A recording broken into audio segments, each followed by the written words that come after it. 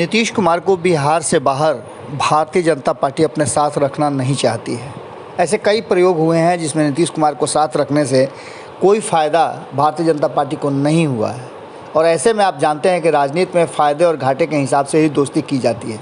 सत्ता के करीब पहुंचने के लिए किसी को भी दोस्त बनाया जाता है और सत्ता अगर नहीं प्राप्त होती है तो दोस्ती टूटनी भी उतनी ही जल्दीबाजी में हो जाती है।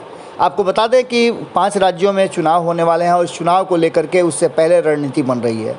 उस रणनीति में कौन किसके साथ होगा, इस पर अब प्रेशर पॉलिटिक्स शुरू हो चुकी है।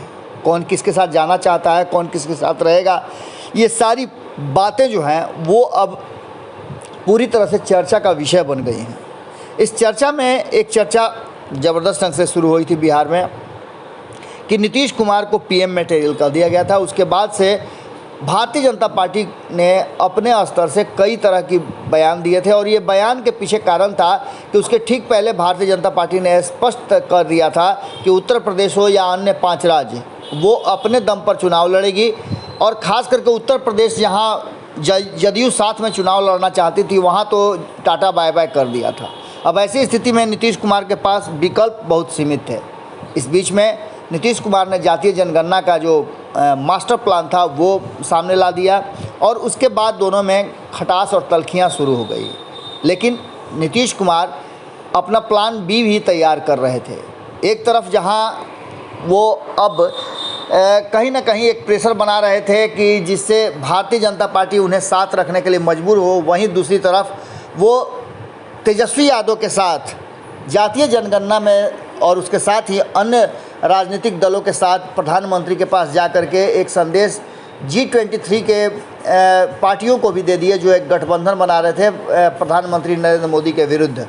लेकिन इन सब के बावजूद दोनों को प्रेशर देने के लिए और दोनों से अलग दूरी बना करके अपनी रणनीति को कामयाब करने के लिए नीतीश कुमार ने एक और रणनीति बनाई और उसके तहत वो तीसरे मोर्चे की कवायद में लग गए हैं। आपको बता दें कि ये तीसरा मोर्चा की कवायद की शुरुआत नीतीश कुमार ने पहले ही कर दी है। इसके लिए केसी त्यागी को नियुक्त किया गया था, जो खबरों के माध्यम से हमने आपको पहले भी दिखाया था। हमने आपको पहले बताया था कि किस तरह से ओम प्रकाश चौटाला से मुलाकात हुई, लेकिन अब उससे आगे कई स्टेज बातें बढ़ गई हैं।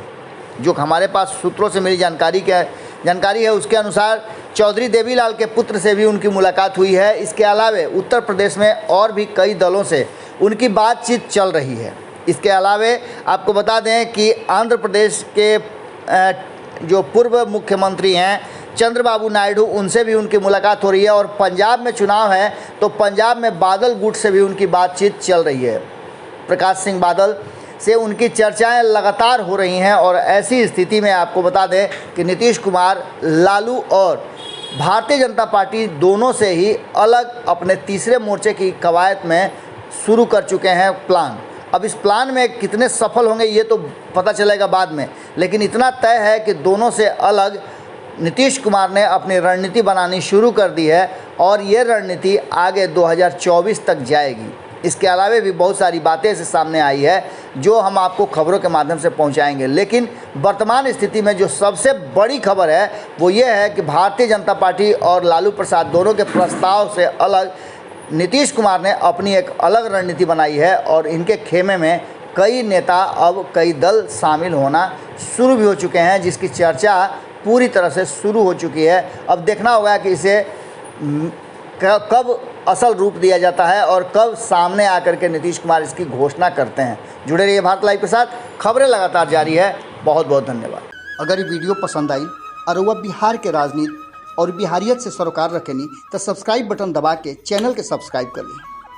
ओजे एगो घंटी बा, ओकरा बटन दबा देला से कुल सटीक और मारक खबर रुआ मुफ्त में मिल जाई। अगर रुआ पत्रकारिता के हमनी के नया प्रयोग में सहयोग कर चाहतानी तो ज्वाइन बटन दबा दी। पेटीएम नंबर नोट कर ली 9386816700। धन्यवाद।